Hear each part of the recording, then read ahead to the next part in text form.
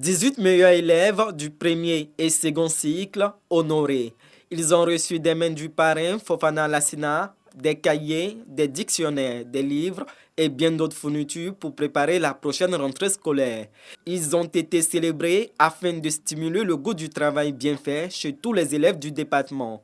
Représentant le directeur régional de l'éducation nationale, Soro Nou, a encouragé l'initiative. Cette célébration constitue donc pour les élèves le terreau d'un éveil au mérite et à l'effort soutenu dans le travail. Mais cette vitesse n'est pas sans sacrifice. C'est pourquoi nous ne cesserons de remercier le donateur, notre frère Lassina Fofana, le parrain.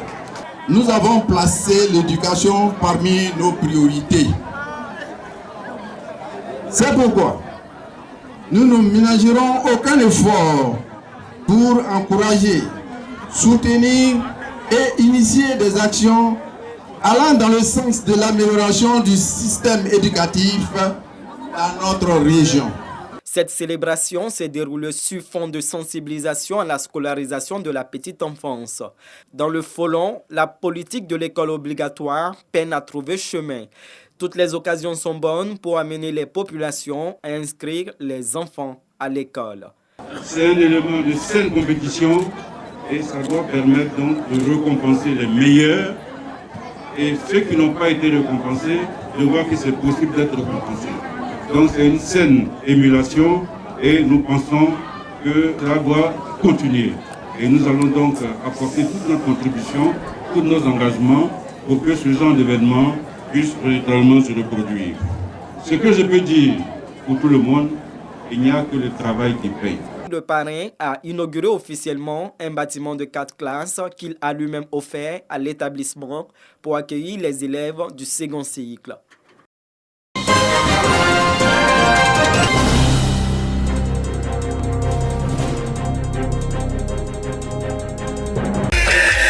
Prestations d'artistes, danse, ballet, du théâtre, toute une mise en scène pour élever l'importance de la scolarisation des enfants et surtout de la jeune fille.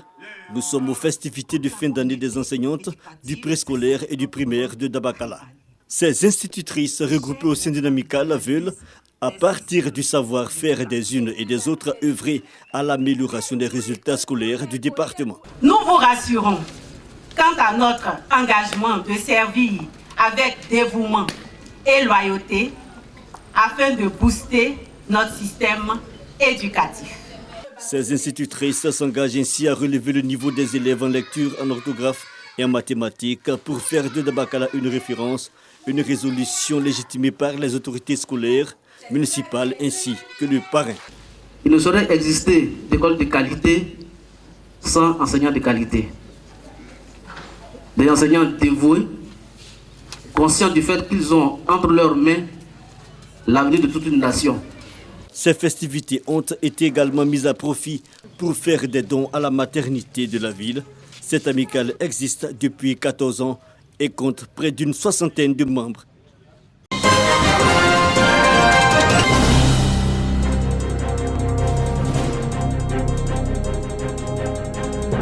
Cours du lycée moderne jeune fille, lieu choisi pour accueillir la caravane du Waratour à étape de Bouaké, une initiative de l'artiste et chanteur Abou Nidal. La caravane Waratour est à sa 5e édition et vise à encourager l'éducation, sensibiliser à la non-violence et à lutter contre les fléaux de la drogue, du tabagisme et des grossesses en milieu scolaire.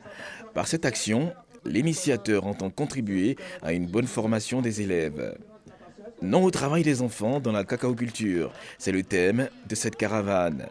C'est une tournée itinérante qui vise à célébrer l'école et à récompenser les meilleurs élèves. C'est une vingtaine de villes qui seront visitées cette année. Il faut aussi dire que le Waratour, c'est aussi une commune, une école. Nous sommes aussi en train de construire une école aujourd'hui à Korobo. Les responsables locaux de l'éducation nationale et de l'alphabétisation saluent l'initiative. L'excellence, ça s'acquiert. On va à sa quête. Et ce sont des actions concrètes qui nous aident en pédagogie à franchir ce seuil. Après la présentation du single Va à l'école, l'hymne de la caravane, les meilleurs écoliers et élèves issus des directions régionales de l'éducation nationale et de l'alphabétisation DRENA 1 et 2 de Bouaké ont été récompensés. Ils ont reçu des kits scolaires, des tablettes éducatives et des ordinateurs portables. Ça me fait très plaisir. L'année prochaine, je promets de faire encore mieux. Je suis très content. J'invite mes camarades à faire la même chose que moi. La caravane Waratour à Bouaké a pris fin par un concert avec une pléiade d'artistes dont les garagistes, le moulard et bien d'autres.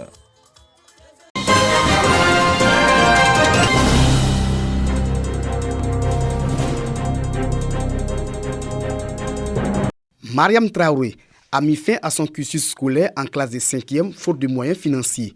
Aujourd'hui, elle est en 3e année de coiffure au foyer Claire Amitié de Bouaké. Elle m'a dit qu'il y avait une école de formation professionnelle de la coiffure ici. Or, moi, je voulais faire la coiffure. Donc, quand elle m'a proposé ça, je lui ai dit, si elle peut m'inscrire, ça me fait plaisir. Comme Mariam, de nombreuses jeunes filles en difficulté déscolarisées sont formées en couture esthétique, coupe-couture et pâtisserie. C'est quoi donc le foyer Claire Amitié? Ça a commencé en France après la Deuxième Guerre mondiale, où notre fondatrice, voyant la souffrance de ses filles, elle a eu cette intuition d'ouvrir des maisons pour accueillir des jeunes filles en détresse. Et c'est comme ça que Claire Amitié est arrivée en Afrique. Ce centre de formation de l'Église catholique permet aujourd'hui à plusieurs jeunes filles sans moyens de se former afin de se prendre en charge. Nous apprenons aussi à être des femmes responsables, épanouies et entrepreneurs, autonomes. Et puis à la sortie d'ici en tout cas, je rêve d'être chef en pâtisserie. À côté de la formation professionnelle et académique, les pensionnaires reçoivent également une formation humaine et spirituelle. Nous travaillons sur tout ce qui concerne la vie familiale, donc le choix du couple, l'éducation des enfants. Et nous travaillons aussi sur la connaissance de soi. Dans la formation humaine aussi, on nous a appris comment prendre bien soin d'un bien commun. Daniel Koulibaly a fini sa formation depuis 2 ans. Elle travaille aujourd'hui à l'atelier de couture du foyer. En plus des 3 ans que j'ai fait, ça n'a pas duré, mais j'ai vite compris la chose. Donc, je peux même former des filles. Les jeunes filles nourrissent des projets après leur formation afin de devenir des femmes responsables, épanouies et entrepreneurs. Le foyer Claire Amitié bénéficie du soutien de l'extérieur, dont des coopérantes pour l'encadrement des filles. Je fais en sorte que les programmes soient bien suivis par toutes les monitrices et les moniteurs. J'accompagne aussi certaines jeunes filles dans un accompagnement personnel, développer l'activité de l'atelier et développer les ventes à l'extérieur. Les filles en difficulté et déscolarisées sont de plus en plus nombreuses, d'où l'appel de la responsable du foyer. Parce que toutes ces femmes que nous formons aujourd'hui, qui représentent la société ivoirienne, donc ça vaut l'appel que le gouvernement pose son regard et essaye de soutenir Claire Amitié. Le foyer Claire Amitié a vu le jour au lendemain de la Deuxième Guerre mondiale. Sa fondatrice, Thérèse Cornille, a permis à des milliers de jeunes filles à reprendre goût à la vie. Le foyer Claire Amitié de Bouaké a ouvert ses portes en 1956 et a formé plus de 6 000 jeunes filles.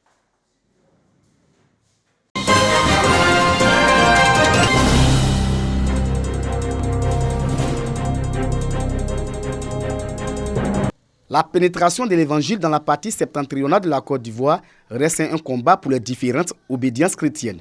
Pour accentuer l'évangélisation, l'Église protestante Baptiste Œuvre et Mission Internationale se donne les moyens. 2 nouveaux temples de plus de 200 millions de francs CFA ont été dédicacés à Diara, région du Béré, et à Angano, région du Pourou. Ces lieux de culte pour donner un autre élan à l'évangélisation. Pour les natifs de ces localités, avec l'avancée de l'évangélisation, le Nord amorce un autre pan de son développement. Vous voyez, l'évangile apporte la vie, apporte le développement. C'est le socle de toute chose. Voyez-vous, dans toutes les villes qu'il y a eu l'évangile, aux années 1960, vous voyez que ces villes se sont développées. Depuis ces 3 années, nous voyons qu'au nord, l'évangile est en train de progresser, les âmes se donnent et toutes ces bénédictions apportent le développement. C'est vrai, il y a encore grand fait, mais aujourd'hui, avec tout ce qui se passe, nous disons qu'effectivement, les prières sont en train de monter vers le Seigneur. Robert Dion, dans son prêche, exhorte les peuples à accepter Jésus-Christ. Le président de l'Église protestante, Baptiste Œuvre et Mission Internationale, invite également les populations à la cohésion et à la paix. Nous sommes très heureux de voir que l'Évangile progresse. Les parents s'ouvrent à l'Évangile Et ça, c'est un grand espoir. Je parle au nom du Seigneur. Il est reconnaissant à tous ceux qui mettent leurs mains dans l'œuvre qu'il bâtit. La construction des temples de Diarra et Ganon a été possible grâce à des bonnes volontés. L'église protestante baptiste Œuvre et Mission Internationale compte à ce jour 1870 églises locales, 350 000 fidèles encadrés par 700 pasteurs.